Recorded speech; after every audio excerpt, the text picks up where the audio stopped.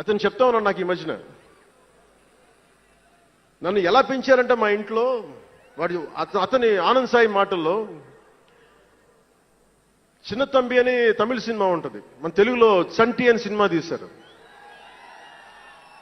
చిన్న తంబి కదా అవునా? అందులో హీరోయిన్ ఎలా పెంచుతారు ఇంట్లో నుంచి బయటికి వెళ్లకుండా, చంటిలో హీరోయిన్ మీనాని ఎలా పెంచారు ఇంట్లో నుంచి బయటికి వెళ్లకుండా, మా ఇంట్లో నన్ను అలా పెంచారు.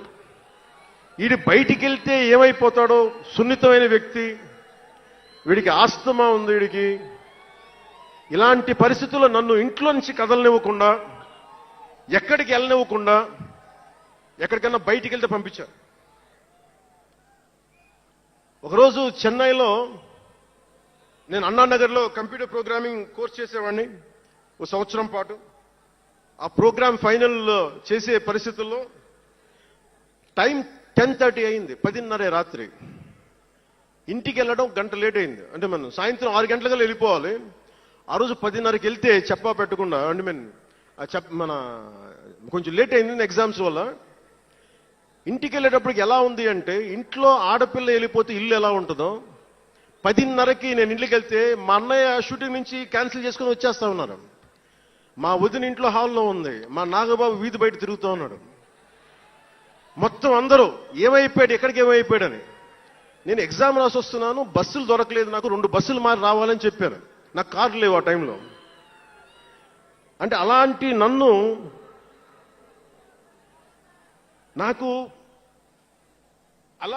పెంచారు. నన్ను మా నాగబాబు గారు ఇక్కడే ఉన్నారు, అడగండి, ఆ రోజు గుర్తుండి ఉంటుంది ఆయనకి. అలాంటి నన్ను పాలిటిక్స్ చేస్తానని కానీ, సినిమాల్లోకి వస్తానని కానీ ఎవరు ఊహించల. ఎందుకంటే నేనే ఊహించల. పోనీ 18 ఏళ్ల వయసులోనో 20 ఏళ్ల వయసులోనో 10:30కి లేటుగా వచ్చామంటే ఒక అర్థం ఉంటుంది. అక్కడమ్మాయి ఇక్కడ అబ్బాయి, గోకులంలో సీత, సుస్వాగతం, తొలి ప్రేమ చేస్తున్న సమయంలో, మేబీ తొలి ప్రేమ ముందు అటో ఇటో, సంగీత్ థియేటర్లో, హైదరాబాద్ సంగీత్ థియేటర్లో క్లింట్ ఈస్ట్వుడ్ నాకు ఇష్టమైన హీరో, అతను సినిమాకి వెళ్ళా. బ్రిడ్జెస్ ఆఫ్ మాడిసన్ కౌంటీ అని ఒక ఇంగ్లీష్ నవల్ ఆధారంగా తీశారు. అది నాకు ఇస్తుంది ఆ నవల్. సో ఎలా తీశారని చెప్పి నేను షూటింగ్ రిలీజ్ కూడా అయిపోయినట్టుంది తొలి ప్రేమ.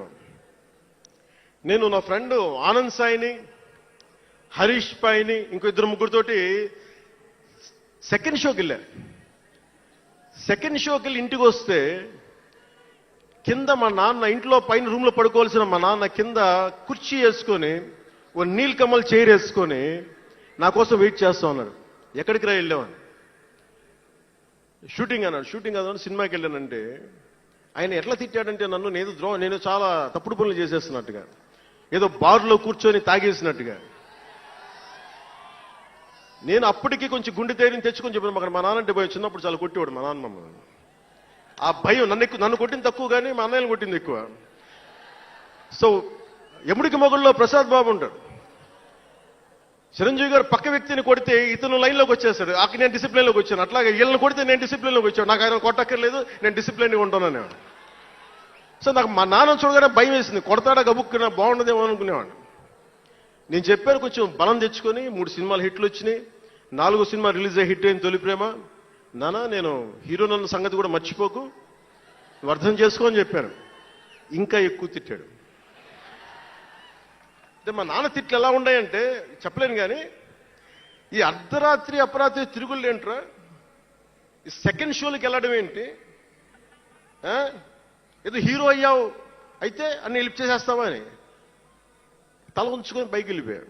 అంటే అలాంటి నేను ఇన్ని కోట్ల మందికి సంబంధించిన పాలిటిక్స్ చేయాలంటే భగవంతుడు రాసిన రాత కాకపోతే నేను కోరుకున్నదా కాదు అది.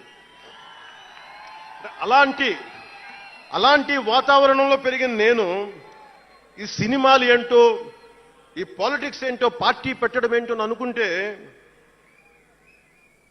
అంటే ఇందాక ఎందుకు బయటికి వెళ్ళానంటే ఇవన్నీ ఆలోచిస్తున్నా. ఇదంతా భగవంతుడు మాయ తప్ప నాది కాదు నాకు తెలుసు. అలాంటి జీవితానికి దారి ఏర్పరిచింది. ప్రజా సమస్యలపై నిలబడేలా చేసింది. పార్టీ పెట్టనిచ్చింది నాలోని భావ తీవ్రత. పార్టీ పెట్టనిచ్చింది భావ తీవ్రత. పుస్తక పఠనం, డబ్బులు సంపాదించాక ఖర్చు పెట్టనంటే ఎలా కుదరదో, వద్దనుకున్న ఏదోలా ఖర్చు అయిపోతాయి. అలాగా కొంత జ్ఞానం వచ్చాక, కొంత చదివాక, కొంత చెయ్యగలిగే సత్తా ఉన్నాక నేను ఊరికనే కూర్చుంటాను, నేను ఏమి చెయ్యనంటే జీవితం అలా ఉండనివ్వదు.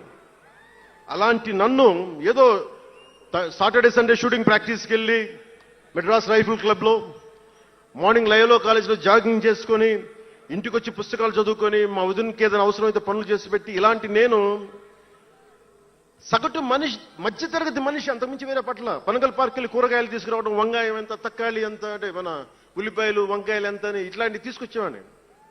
నెల్లూరులో పెద్ద బజారు వచ్చి మన పెద్ద బజారు చిన్న బజార్కి వెళ్ళి ఇంటికి కావాల్సిన సామాన్లు తీసుకొచ్చేవాడిని. నాకు అంతకుమించి జీవితాన్ని కోరుకోలేదు నేను. అలాంటిది నేను యాక్టర్ అయ్యాను, ఈ రోజున పొలిటికల్ లీడర్ అయ్యాను, దేశమంతా గుర్తించే అయ్యానంటే ఇది ఏది కూడా నేను కోరుకుంది కాదు.